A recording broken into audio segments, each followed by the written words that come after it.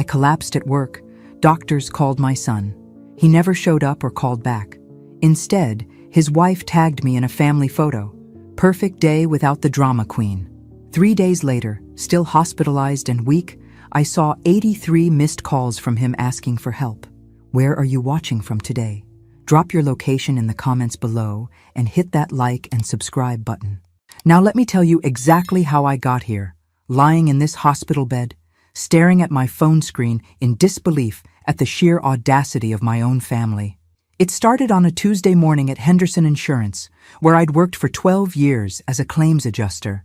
Nothing special about the day, just the usual mountain of paperwork and coffee that tasted like dishwater. I was reviewing a claim when the chest pain hit me like a freight train. Sharp, crushing, radiating down my left arm exactly like they describe in those health pamphlets nobody reads until it's too late. Dorothy? My colleague Janet rushed over as I gripped my desk, gasping. Are you okay? Call ambulance, I managed, and everything went black. I woke up in the cardiac unit at St. Mary's with an IV in my arm and a very serious-looking cardiologist explaining that I'd had a mild heart attack. At 62, apparently, my body had decided to stage its own dramatic intervention. We've contacted your emergency contact, Doctor, Patterson said gently. Your son Michael should be here soon. Should be. Those words echoed as I lay there for hours, watching the door, expecting to see Michael's familiar face, maybe even Cheryl, his wife of 8 years. The nurses kept checking on me, offering that sympathetic smile medical professionals perfect for situations exactly like this. Day 1 passed. No Michael. Day 2 brought flowers from my co-workers and a get-well card from my neighbor, Mrs. Henderson. Still no Michael. Day 3 was when I saw the Instagram notification on my phone. Cheryl had tagged me in a family photo. Michael, Cheryl, and their twin 7-year-olds at some fancy restaurant. All smiles and champagne glasses. The caption read, "Perfect day without the drama queen. Blessed and family time, peaceful." I stared at that screen until my eyes burned. Drama queen? I'd been hospitalized for 3 days, and I was the drama queen? That's when my phone started buzzing like an angry wasp. 83 missed calls from Michael. The texts were frantic. Mom, we need you urgently. Answer now. This is serious. Pick up the damn phone. I almost answered. Almost fell back into that old pattern of dropping everything whenever my son needed something. But then I remembered that restaurant photo, Cheryl's smug smile, and the word that kept echoing, drama queen. Instead of answering, I did something that would change everything. I called my lawyer. Mrs. Hartwell, are you absolutely certain about this? Attorney Richard Morrison adjusted his wire-rimmed glasses as he reviewed the documents I'd requested. This is quite comprehensive. I was sitting in his downtown office exactly 1 week after my hospital discharge, feeling stronger than I had in months. Richard, I've never been more certain of anything in my life. The past week had been enlightening, to say the least. Michael had shown up at my house the day after I was discharged, not to check on my health, but to demand I return his calls immediately. When I'd calmly asked why he hadn't visited me in the hospital, he'd actually rolled his eyes. Mom, you know how busy we are with the kids. Besides, Cheryl said you were probably faking it for attention anyway. Faking a heart attack. For attention. At 62. That conversation had lasted exactly 5 minutes before I politely asked him to leave. The next day, I'd driven to Richard's office with a very specific request. So you want to revoke the financial power of attorney you granted Michael last year? Richard flipped through the papers. And you're changing your will? Completely. I'm also liquidating my retirement accounts and closing the joint savings account Michael has access to. I pulled out a manila folder. I've prepared a list of every loan I've given him over the past 8 years. I want formal documentation for repayment terms. Richard's eyebrows rose. May I ask what prompted this change? I told him about the hospital, the Instagram post, the complete absence of any concern for my well-being. By the time I finished, Richard was shaking his head. Cheryl posted that while you were hospitalized? While I was lying there thinking I might die alone? Yes. Richard made several notes. The power of attorney revocation is straightforward. The will changes will take about 2 weeks. Regarding the loans, he paused. Dorothy, the total here is significant. $47,000 over 8 years for various emergencies and investments that never materialized. I know. I kept records. I'd spent the previous evening going through old bank statements and check stubs.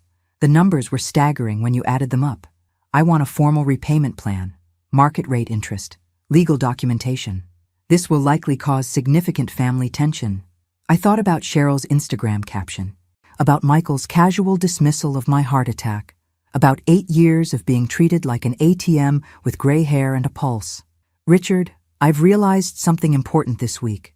I've been confusing being useful with being loved. That ends now. My phone buzzed with another text from Michael. Mom, this is ridiculous. Call me back. We have plans that require your help. Plans that required my help. Not, we're worried about you, or glad you're okay. Just more demands on my resources. I showed Richard the text. He winced. When do you want to serve him with the documentation? Tomorrow. And Richard? I want to be there when he gets it. The look on Michael's face when Richard handed him the legal papers was worth every penny I was paying in attorney fees. We were sitting in Michael's pristine living room. You know, the one I'd helped finance with a $20,000 emergency loan 2 years ago. What the hell is this? Michael scanned the documents, his face growing redder with each page. It's a formal loan agreement, Richard explained calmly. Your mother is converting all previous financial assistance into documented loans with standard repayment terms.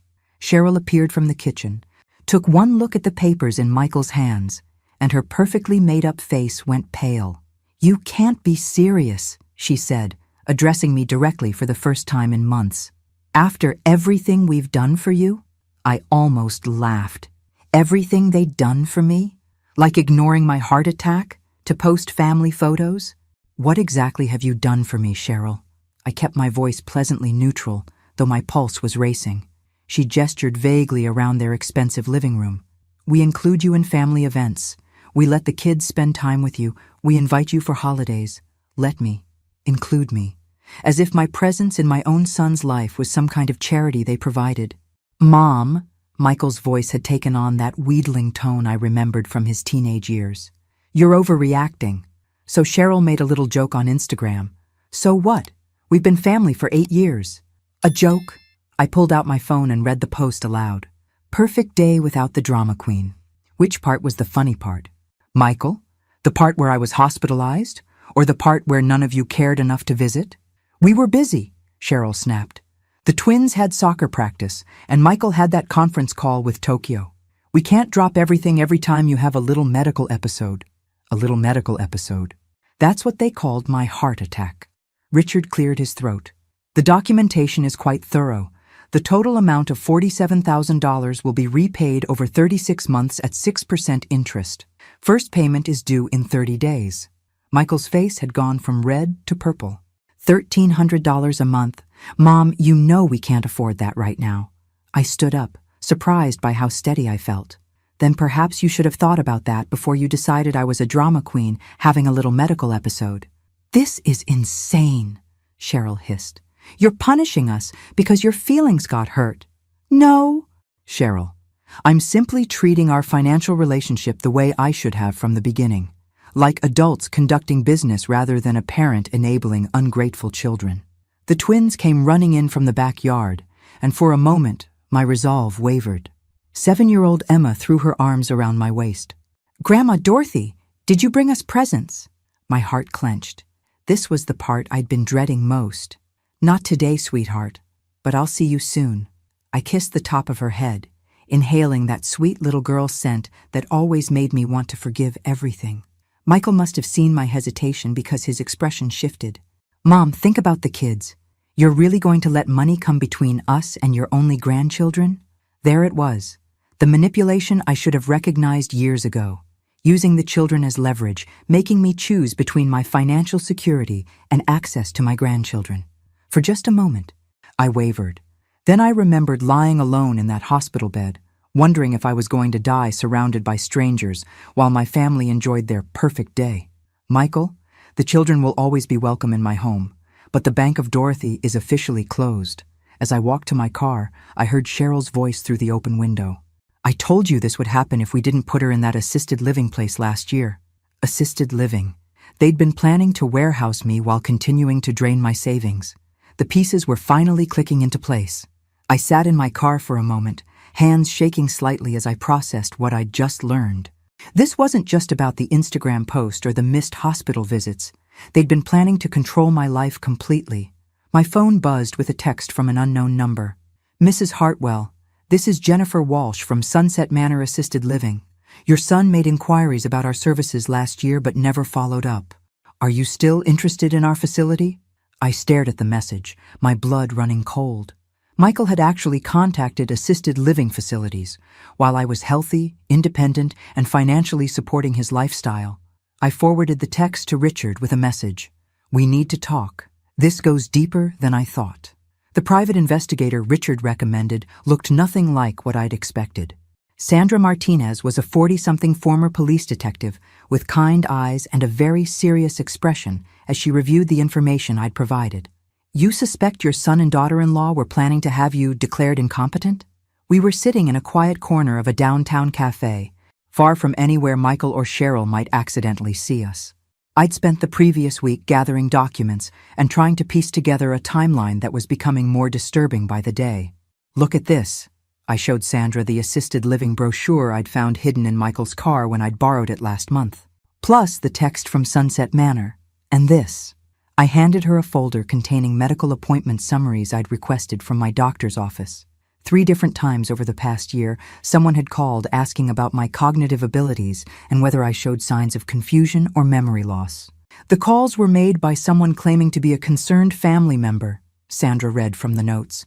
"Dr. Williams documented that you showed no signs of cognitive decline during your regular checkups," which means someone was fishing for evidence that didn't exist. I sipped my coffee, trying to stay calm. "Sandra, I need to know how deep this goes. What exactly were they planning?" Sandra pulled out a legal pad. "Based on what you've shown me, it appears they may have been building a case for guardianship. If they could demonstrate you were becoming mentally incompetent, they could petition the court to make Michael your legal guardian." The word hung in the air between us like a death sentence. Guardian, which would give him complete control over my finances, my living situation, my medical decisions. And the assisted living facility? Once someone has guardianship, they can make housing decisions for you. The person who's supposed to be protecting you gets to decide where you live. Sandra's expression was grim.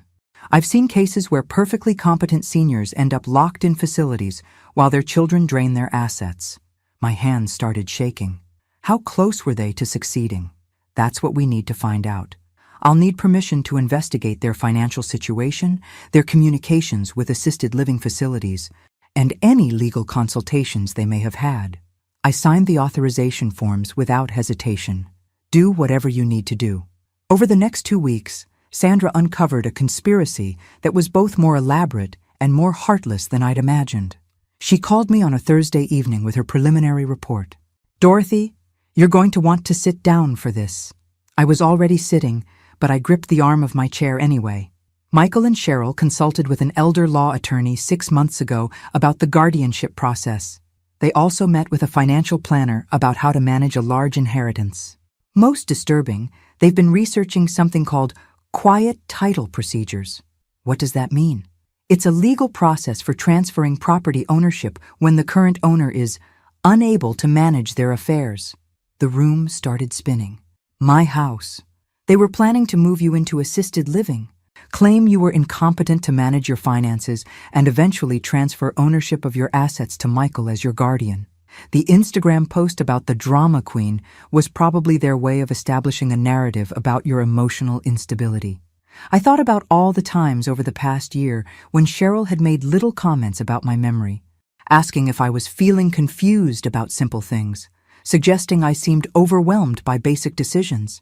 It hadn't been casual conversation. It had been reconnaissance. "There's more," Sandra continued. "The emergency loans Michael asked for? I traced where that money actually went.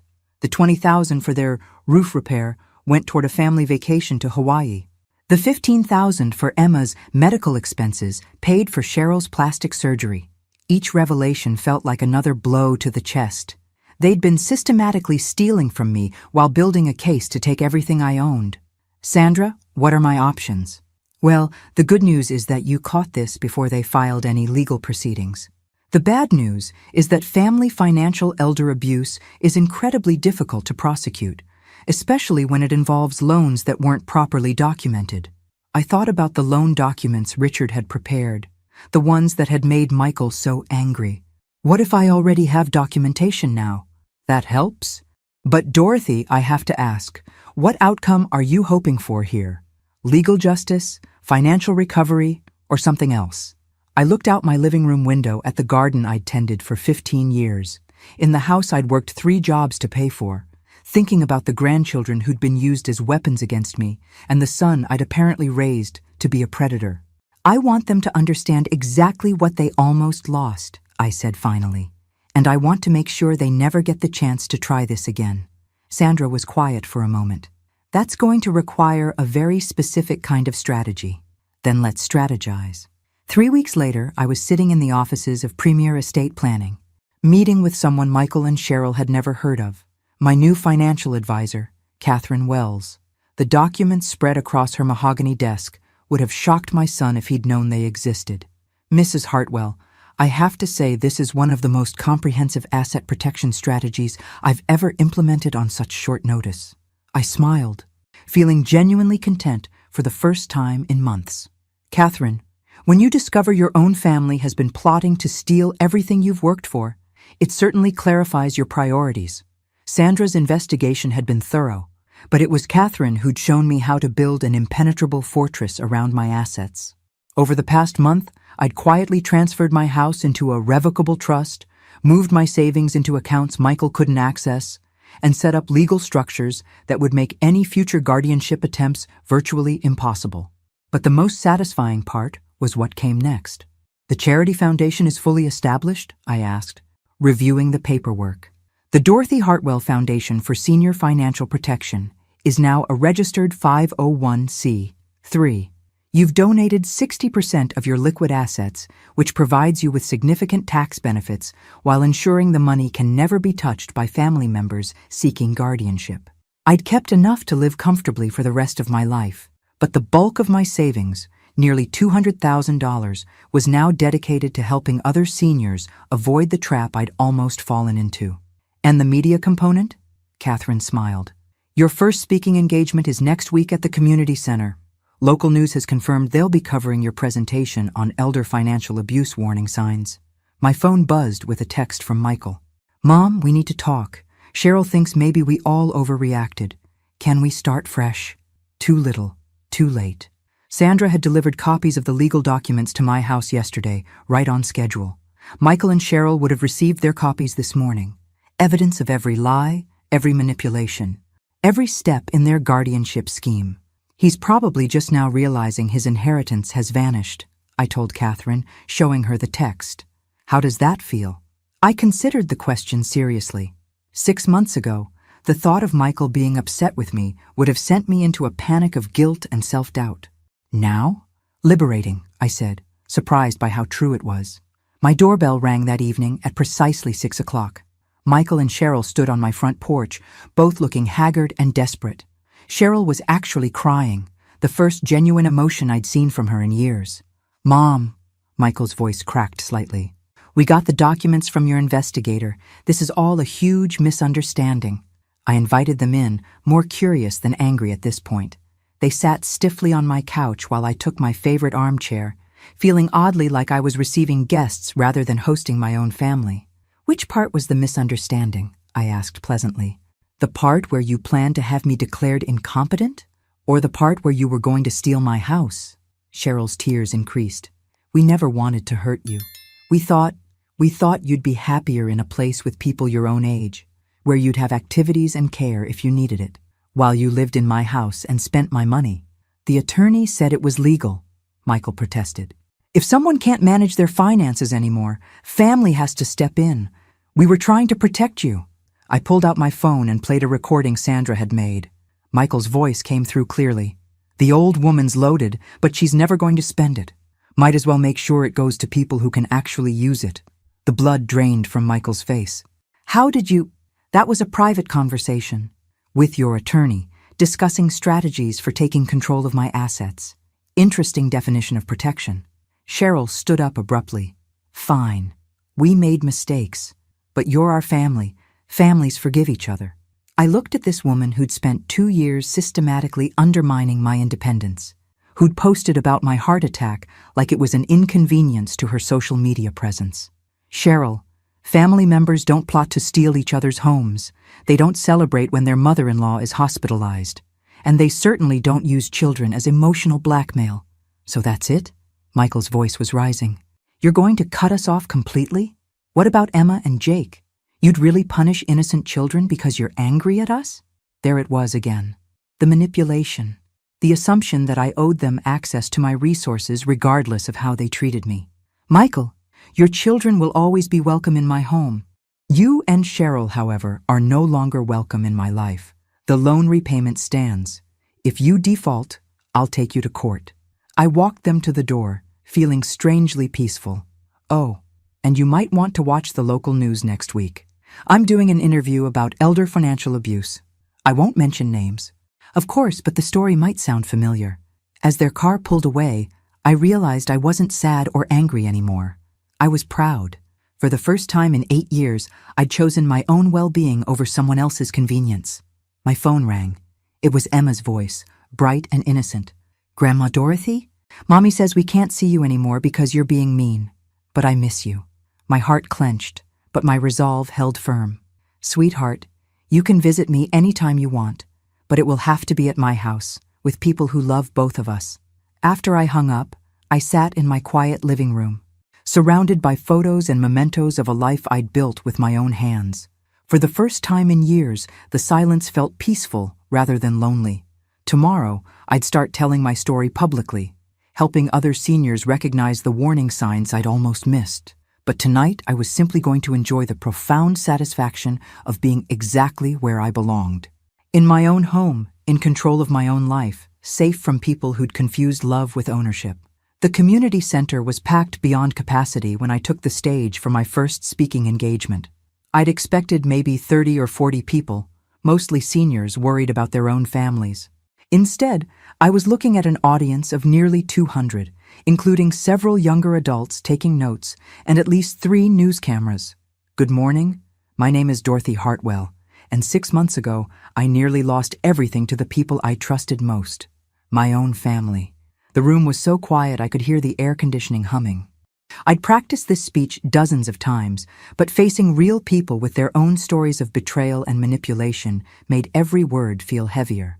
How many of you have been asked by your adult children to help with emergency expenses? About half the hands in the room went up. How many have been told you're too trusting or too generous with your money? More hands. And how many have had family members suggest you might be forgetting things or getting confused about simple decisions? By now, nearly every senior in the audience had raised their hand at least once. These aren't isolated incidents. They're warning signs of a systematic approach to financial elder abuse that's happening in families across America. I told them about Michael and Cheryl's guardianship scheme, about the fake emergency loans, about lying in a hospital bed while they celebrated their perfect day without the drama queen. But I also told them about Catherine Wells, about Sandra Martinez, about the legal tools available to protect themselves. During the question and answer session, a woman in her 70s stood up. My daughter keeps saying I should put her name on my bank accounts just in case. She says it's normal for families. Is it? The murmur that went through the audience told me this woman wasn't alone. Ma'am, adding anyone to your bank accounts gives them immediate access to withdraw every penny you own. It should only be done with extreme caution and preferably with legal documentation of the terms. A man near the back raised his hand. What if it's already too late? What if you've already given them access and now you're seeing problems? I looked directly at him. It's never too late to protect what's left. I was 3 weeks away from losing my house when I started fighting back. After the presentation, I was surrounded by people sharing their own stories. Horror stories of children who'd moved into family homes and refused to leave, of grandchildren being used as emotional weapons, of seniors who discovered too late that their helpful relatives had been systematically draining their accounts. But I also heard stories of courage, of people who'd recognized the warning signs and taken action, of families where honest conversations had prevented misunderstandings from becoming exploitation. The local news interview aired that evening. I'd been nervous about going public, worried about embarrassing Michael or affecting the twins. But watching the segment, I felt only satisfaction. I'd spoken carefully, never mentioning names, focusing on systemic issues rather than personal grievances. My phone started ringing before the interview was even over. "Mrs. Hartwell, this is Margaret Thompson from Channel 7 in Denver. We'd like to interview you for a segment on elder financial abuse. Would you be available this week?" 3 more news stations called that night. 2 radio shows, a podcast about family relationships. Apparently, my story had struck a nerve with people far beyond my small town. But the call that mattered most came at 11 p.m. Emma's voice whispering, "Grandma Dorothy? I saw you on TV. Daddy's really mad, but I thought you looked pretty." My throat tightened. "Thank you, sweetheart. How are you doing? Mommy and Daddy fight a lot now, about money stuff. Daddy said you stole his inheritance, but Mommy said you never promised him anything. I don't understand grown-up stuff." Neither did I, apparently, until it was almost too late. "Emma, honey, your daddy and I are having some disagreements right now, but that doesn't change how much I love you and Jake. Can we still visit you?" I looked around my quiet house, thinking about the foundation I was building, the seniors I was helping, the life I was creating on my own terms. "Anytime you want, sweetheart. But it might be a while before your parents feel comfortable with that." After she hung up, I sat with my tea, processing the day. 6 months ago, I'd been a lonely widow whose greatest fear was being abandoned by her family. Now I was a public speaker, a foundation director, and apparently some kind of reluctant expert on financial elder abuse. The irony wasn't lost on me. Michael and Cheryl's scheme to isolate and control me had backfired spectacularly. Instead of making me more dependent, their betrayal had forced me to build a completely independent life. Instead of keeping me quiet and compliant, their manipulation had given me a platform and a voice. My phone buzzed with a text from an unknown number. "Saw you on the news tonight. Thank you for giving me the courage to ask my son for documentation of the $30K I loaned him last year. Turns out he's been lying about what it was for. Margaret K." That text was worth more than any amount of money Michael could ever repay. I was building something now that was bigger than my hurt feelings or family drama. I was creating resources for people who found themselves in situations I'd almost been trapped in. And tomorrow, I had 3 more speaking engagements scheduled and a meeting with a publisher interested in turning my story into a book. Michael had called me a drama queen. Turns out he was right.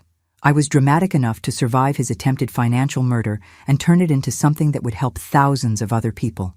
Sometimes the best revenge is living well, and sometimes it's making sure your story prevents other families from making the same mistakes yours did. Wong.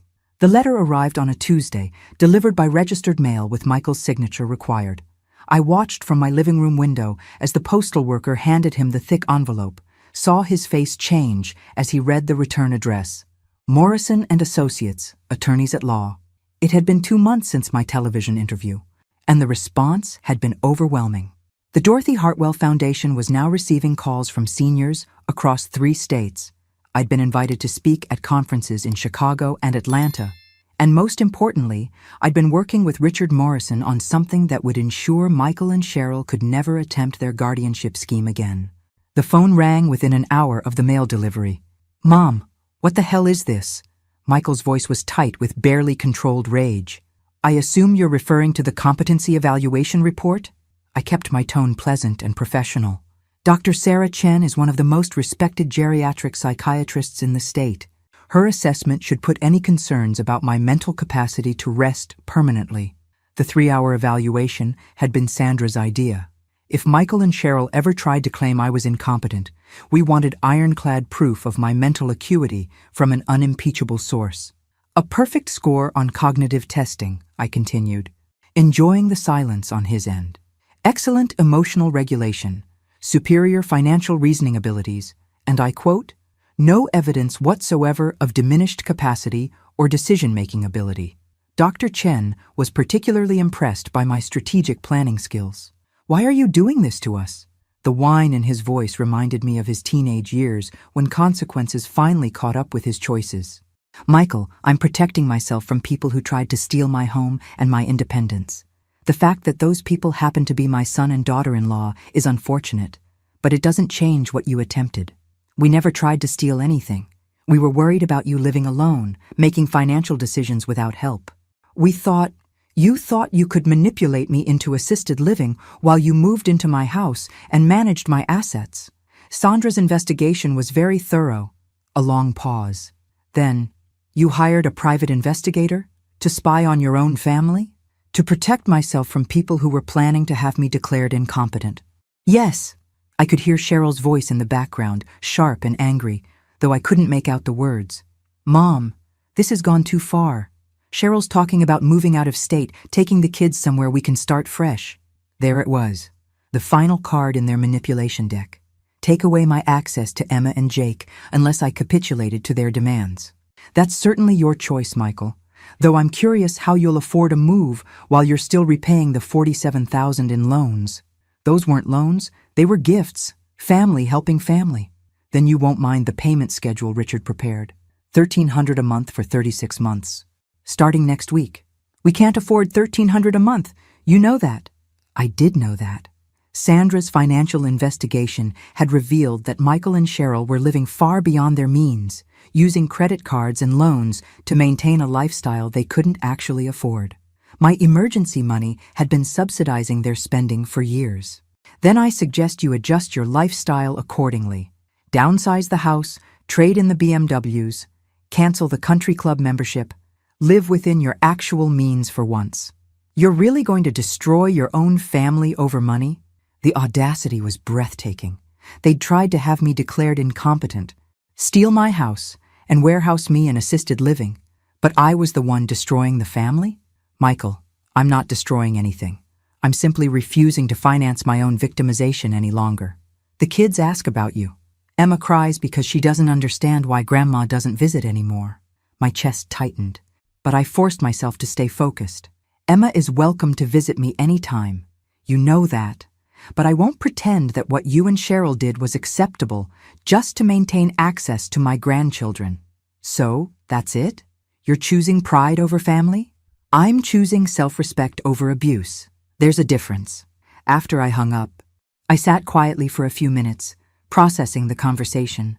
A year ago, Michael's threats to move away with the children would have sent me into a panic. I would have apologized, capitulated, done whatever was necessary to maintain the relationship. Now, I felt sad, but not desperate. The foundation work was giving me purpose. The speaking engagements were connecting me with people who valued my experience and insight. I had created a life that didn't depend on other people's approval or access to their children. My phone buzzed with a text from Catherine Wells. The trust modifications are complete. Your assets are now protected by structures that would require a team of attorneys and several years to challenge successfully. Another text from Sandra. The background check on the assisted living facility reveals they've been investigated twice for questionable practices regarding patient assets. Your instincts about avoiding that place were correct. And finally, a message from someone I didn't recognize. Mrs. Hartwell, my name is Patricia Johnson. I heard your interview on the radio last week and realized my daughter has been using the exact same tactics you described. With your advice and a good attorney, I stopped her before she could get guardianship. Thank you for saving my independence. A fellow strong woman. I printed Patricia's message and added it to the folder I kept of similar letters and emails. Nearly 50 now, from people who'd recognized the warning signs and taken action to protect themselves. Outside my window, I could see Michael and Cheryl loading suitcases into their car, probably going to stay with her parents while they figured things out. Part of me wanted to run outside, apologize for everything, offer to forgive and forget just to have access to Emma and Jake again. But a larger part of me recognized that giving in now would only teach them that threats and emotional blackmail still worked. That I was still the same woman who could be manipulated and controlled. I wasn't that woman anymore. I was someone who hired private investigators when threatened. Someone who built legal fortresses around her assets. Someone who turned personal betrayal into public education. I was, as Michael had once called me, a drama queen. And I was finally proud of it. The call came at 6 in the morning, jolting me from sleep. Unknown number. but something made me answer anyway. Mrs. Hartwell, this is Detective Rebecca Santos with the State Attorney General's office. I need to speak with you about your son, Michael. I sat up, fully awake now. Is everything all right? Has something happened to him? Ma'am, we've been investigating a financial fraud scheme involving assisted living facilities. Your son's name has come up in our investigation. My blood went cold. What kind of fraud scheme? Can we meet in person? This isn't something I want to discuss over the phone. 2 hours later, Detective Santos was sitting in my living room with a folder thick with documents and photographs. She was younger than I'd expected, maybe 40, with the kind of tired eyes that suggested she'd seen too much family-related cruelty in her career. Mrs. Hartwell, we've been tracking a network of individuals who target seniors for financial exploitation. They work with certain assisted living facilities to create artificial emergencies that require guardianship proceedings. She opened her folder and showed me a photograph of a man I'd never seen before. This is David Kellerman. He approaches families with senior members who have significant assets. He helps them build cases for incompetency declarations. What does this have to do with Michael? Detective Santos pulled out another photograph. This one showed Michael and Cheryl sitting across from David Kellerman in what looked like a restaurant booth. This photo was taken 3 months ago. We believe your son and daughter-in-law hired Mr. Kellerman to help them gain guardianship over you. The room started spinning. It was one thing to know Michael had consulted with an attorney about guardianship. It was another to learn he'd been working with professional criminals. What exactly does this network do? They help family members manufacture evidence of mental incompetence, then fast-track guardianship proceedings through judges who don't ask too many questions. Once they have control, they place the senior in a facility that overcharges for care while systematically draining their assets. Detective Santos showed me more photographs. A luxury assisted living facility that looked more like a prison. Documents showing residents charged $15,000 a month for basic care while their families sold off their homes and investments. How many people are involved in this scheme? We've identified at least 40 families across 6 states. The estimated theft is over $12 million. $12 million. Stolen from seniors who trusted their own children. Mrs. Hartwell, we believe your son paid Mr. Kellerman $20,000 for his services. The emergency loan for Emma's medical expenses. The money that had actually paid for Cheryl's plastic surgery. Except apparently, some of it had gone to hire a professional to help them steal my life. What do you need from me? Detective Santos leaned forward. We need you to consider wearing a wire. The words hit me like a physical blow. You want me to spy on my own son? Michael has been trying to contact you. Hasn't he? Attempting to reconcile? I thought about the increasingly desperate voicemails he'd been leaving. The flowers that arrived yesterday with a card reading, "Please forgive me, Mom. We need to talk." Yes, but I've been ignoring him. What if you didn't? What if you agreed to meet with him and let him explain himself? I stared at the photographs spread across my coffee table. My son, sitting with a professional criminal, planning to have me declared incompetent and warehoused in a facility that would slowly drain every penny I'd worked 40 years to save. You think he'll confess? Criminals get sloppy when they're desperate. Mr. Kellerman has been arrested, and his associates are talking to save themselves. Michael knows his scheme is falling apart. He might say things he wouldn't normally say. I thought about Emma and Jake, innocent children caught in the middle of their parents' greed. About the seniors I'd been speaking to, sharing my story to prevent exactly this kind of exploitation. If I do this, What happens to Michael? Detective Santos's expression was compassionate, but firm. Ma'am, your son hired a professional criminal to help him steal your home and your independence. The state takes elder financial abuse very seriously. He could go to prison. He could go to prison for what he already did. Mrs. Hartwell, we're just trying to gather evidence to stop him from doing it to other families. I looked around my living room, thinking about how close I'd come to losing all of this. If I hadn't had that heart attack, if I hadn't seen Cheryl's Instagram post, if I hadn't gotten angry enough to fight back, I'd probably be sitting in a sterile facility right now while Michael sold my furniture and Cheryl redecorated my house. Other families? Mr. Kellerman's records show he was already working with your son to identify other potential targets. Elderly neighbors, friends from your church. People who trust your family and might be susceptible to similar schemes. Mrs. Henderson from next door. Sarah Williams from my book club. Gentle, trusting women who'd known Michael since he was a child and would never suspect he might try to hurt them. When do you need an answer? Michael called this morning asking to meet with you tomorrow afternoon. If you're willing to help us, we need to prepare today. I thought about the woman I'd been a year ago. Trusting, accommodating, willing to sacrifice anything to maintain family harmony. Then I thought about the woman I'd become. Someone who hired private investigators and built legal fortresses and turned personal betrayal into public education. Detective Santos, if wearing a wire helps prevent other families from going through what I've experienced, then yes, I'll do it. She nodded grimly. I should warn you, Mrs. Hartwell. What you hear tomorrow might be difficult. When people think they're talking to someone they can manipulate, they often reveal more than you might want to know. I thought about the Instagram post celebrating my heart attack, about the assisted living brochures hidden in Michael's car, about the professional criminal he'd hired to steal my life. Detective, I think I've already heard the worst of it, but as it turned out, I was wrong. The wire was smaller than I'd expected, just a tiny device taped under my blouse. Detective Santos and her team were parked in an unmarked van across the street from the coffee shop where Michael had asked to meet me. I felt strangely calm as I walked in, spotted him at a corner table, and forced myself to smile like nothing had changed. Mom! Michael stood up awkwardly, clearly unsure whether to hug me or shake my hand. Thank you for agreeing to meet. I sat across from him, noticing how tired he looked.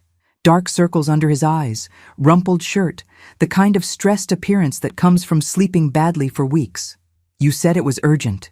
He nodded, glancing around nervously. Mom, I need to tell you some things. About what really happened with the guardianship stuff. About why we did it.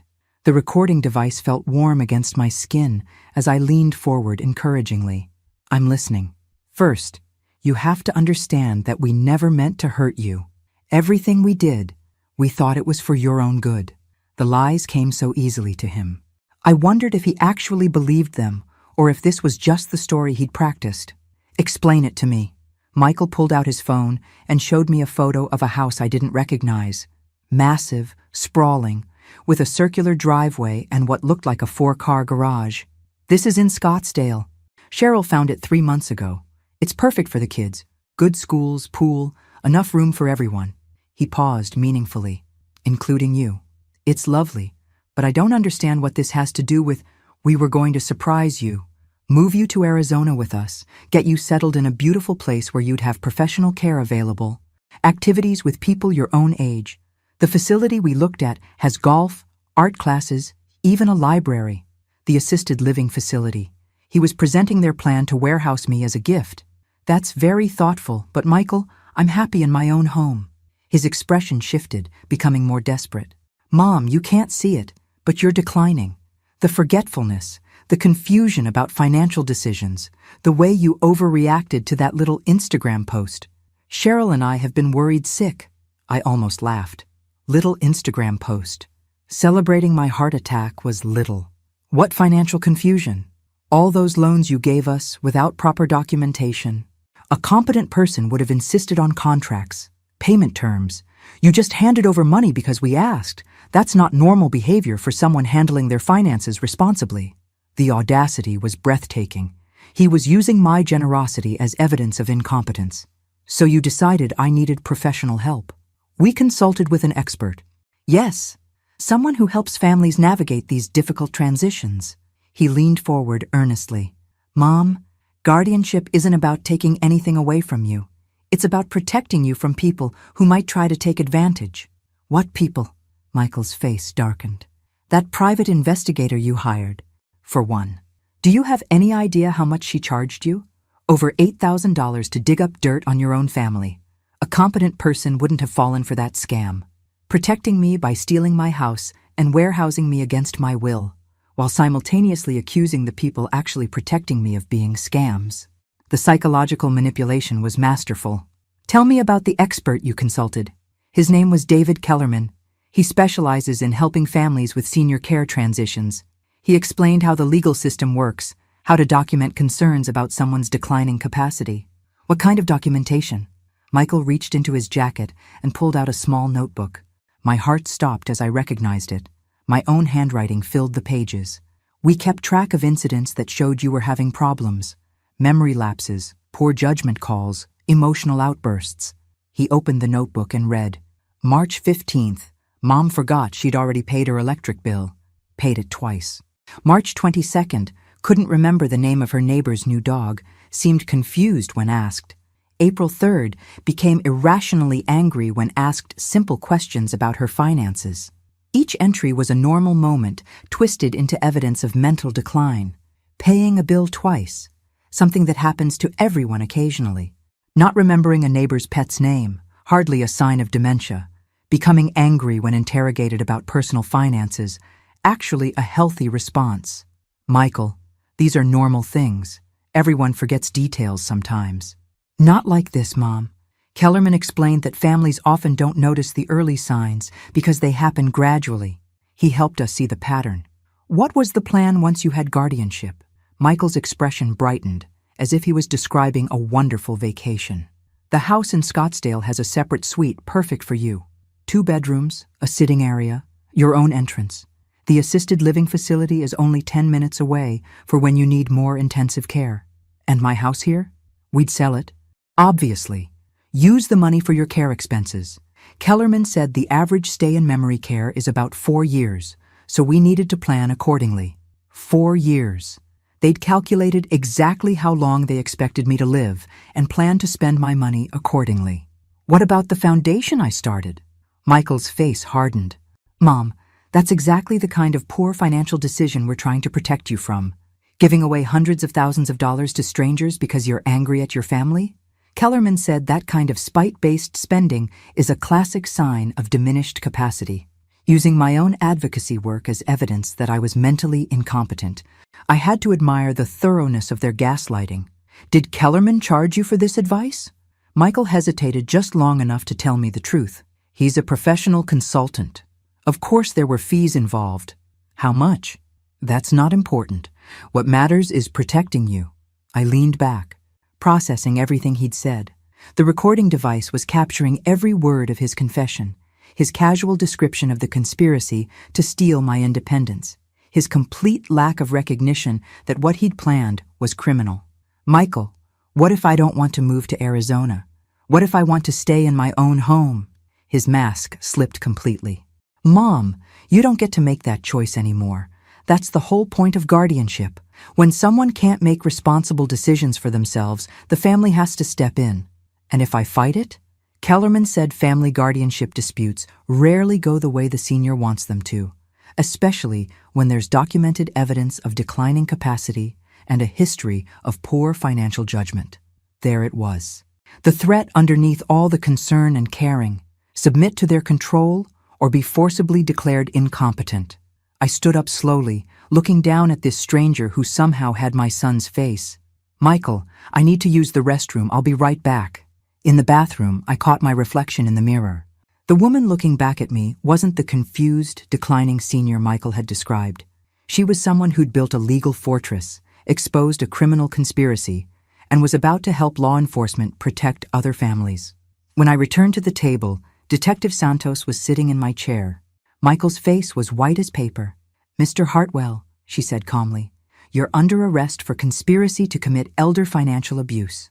As they led him away in handcuffs, Michael turned back to me with an expression of complete bewilderment. Mom, I was trying to protect you. Why would you do this to your own family?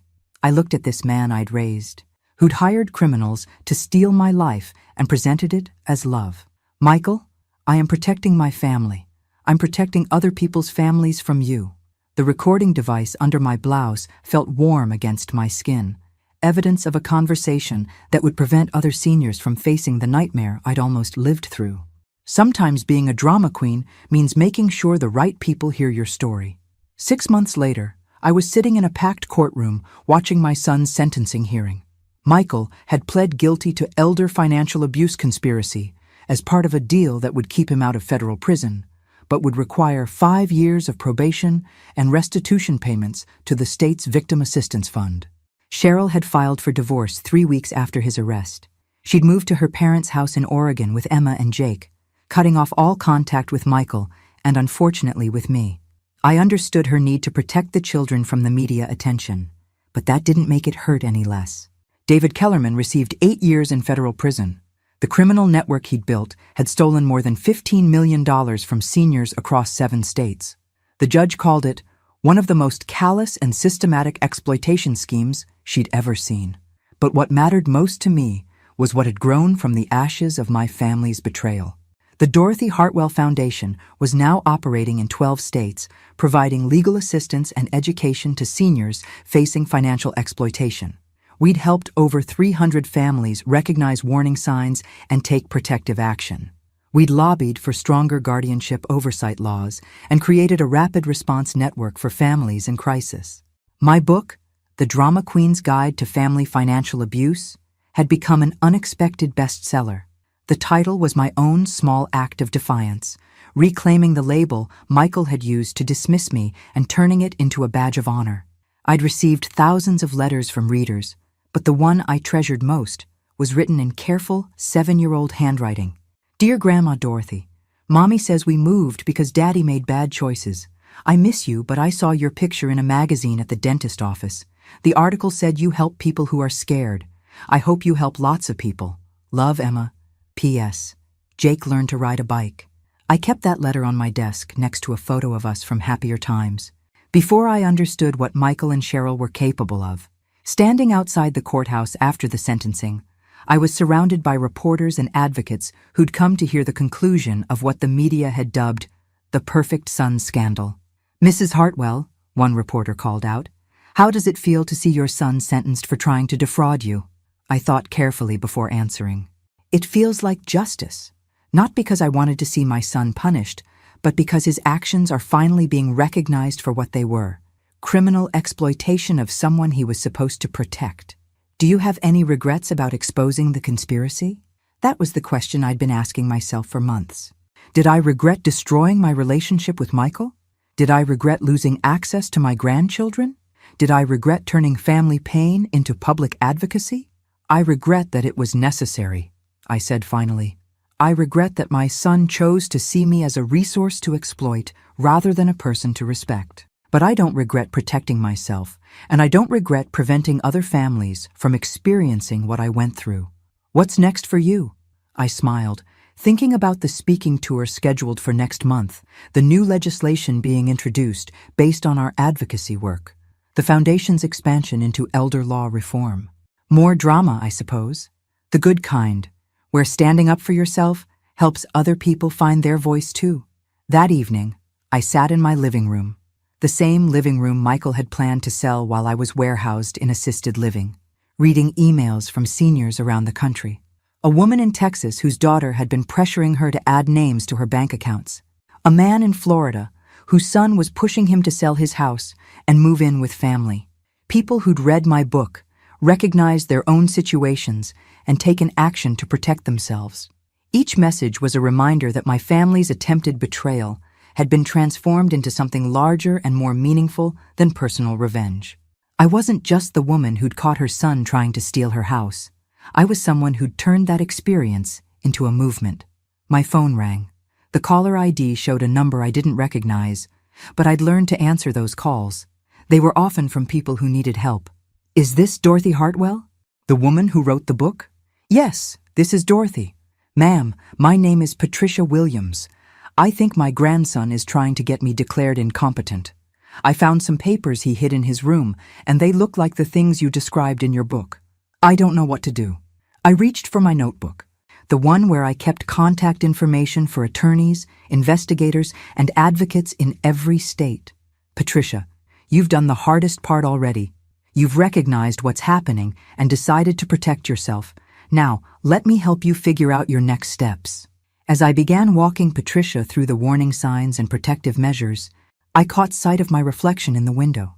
The woman looking back at me wasn't the trusting, accommodating person I'd been a year and a half ago. This woman had survived attempted financial murder by her own family and turned that survival into a mission. Michael had been right about one thing. I was a drama queen. I was dramatic enough to fight back when attacked, dramatic enough to hire investigators and build legal fortresses, dramatic enough to turn personal betrayal into public education. And most importantly, dramatic enough to make sure that other seniors wouldn't have to lie alone in hospital beds, wondering if their families saw them as burdens to be managed rather than people to be loved. Some stories end with reconciliation and forgiveness. This one ended with something better: the knowledge that even the cruelest betrayal can become the foundation for protecting other people from the same fate. I was exactly where I belonged, in my own home, in control of my own life, using my voice to make sure other people could say the same thing. The drama queen had found her stage, and the performance was far from over. Thanks for listening.